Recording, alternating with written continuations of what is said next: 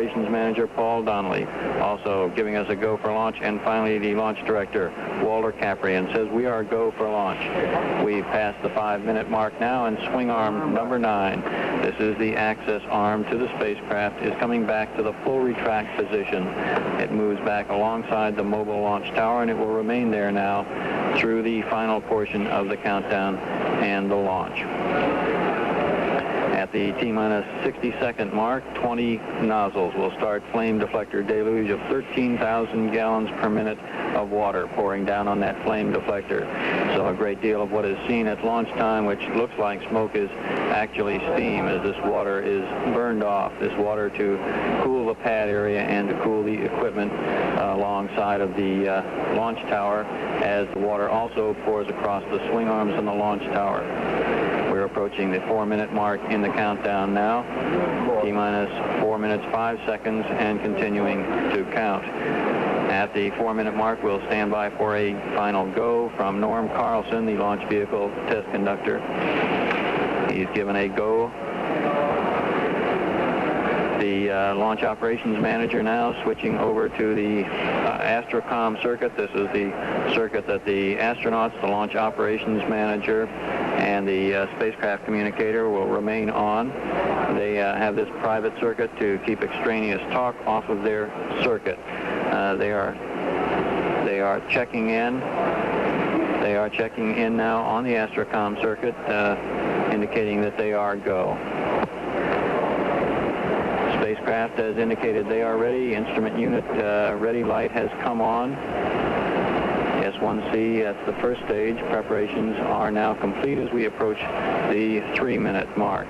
There's quiet in the firing room now as the engineers and technicians are monitoring their consoles. They're monitoring the various rates, pressures, temperatures. They can override the terminal sequencer if they cite a problem that it has not picked up. We are on that terminal sequencer now. We've passed the 3-minute mark, T-minus 2 minutes, 47 seconds, and counting as we are on the terminal sequencer. At the T-minus 50-second mark, we look for that critical power transfer. This is where we transfer from the external power source, which has been feeding the 3 stages of the launch vehicle, to internal power to the flight batteries aboard the space vehicle. It's expected that given proper weather conditions, people will be observing this flight from as much as 500 miles away. This includes a large portion of the southeastern United States, the northern tip of Cuba, and the Bahama Islands. Approaching the 2-minute mark. T-minus 2 minutes and counting, and the countdown continues to move along smoothly. Now in the terminal countdown portion. The automatic sequencer has stopped the replenishing of the liquid oxygen and the liquid hydrogen. We're standing by now to begin pressurization of the fuel tanks. The 2nd stage fuel tank pressurized, 3rd stage fuel tank pressurized.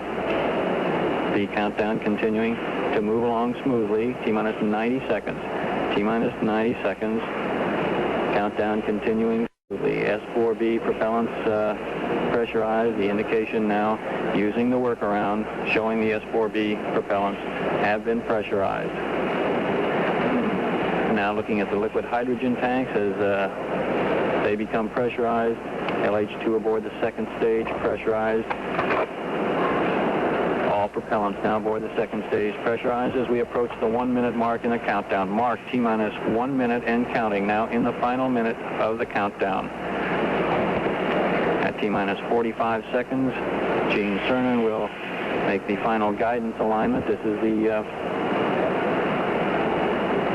mark, T-minus 45, and Gene Cernan made that final guidance alignment. That's the last action taken by the crew aboard the space vehicle.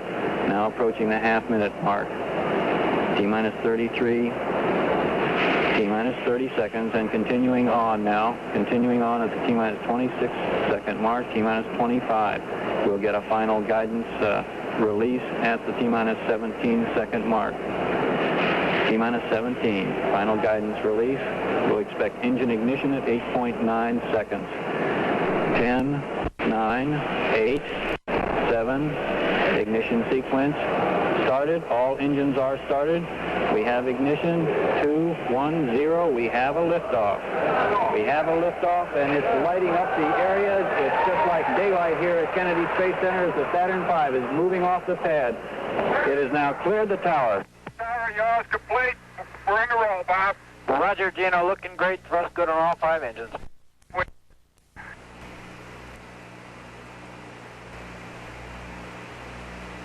This is Mission Control, Gene Cernan reporting. Gene is go. Roger, 17, your go. First stage looks good. Altitude 1.1 miles.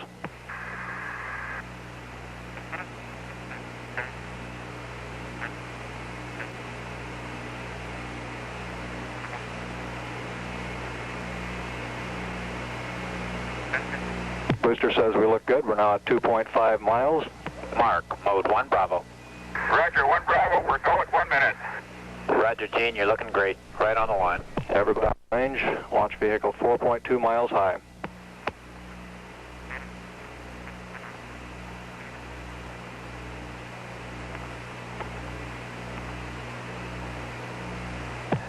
Coming up on maximum dynamic pressure at this point.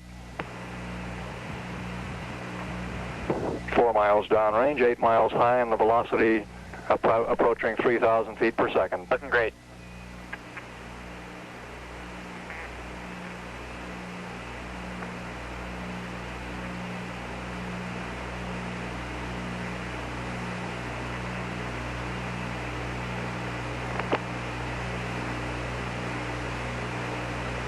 Stand by for mode 1, Charlie, 17.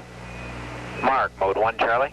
And the flight dynamics officer says we look good on all sources, right on the trajectory. Roger, 17, your go. Flight Director Gene Kranz taking a status for staging. We say we look good for staging. Roger, we'll go here.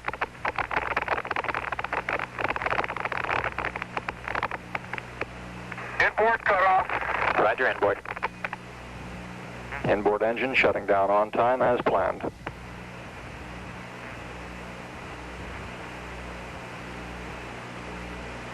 Crew will experience maximum G-forces of about 4 Gs at shutdown.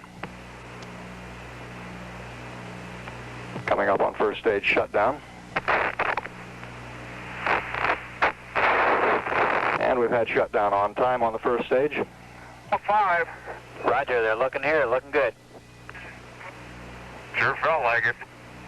I think we saw them all from here. Roger, Jack, and the thrust is going, all 5 of them. They're running good. Okay, 3 minutes in, we're go. Roger, 17.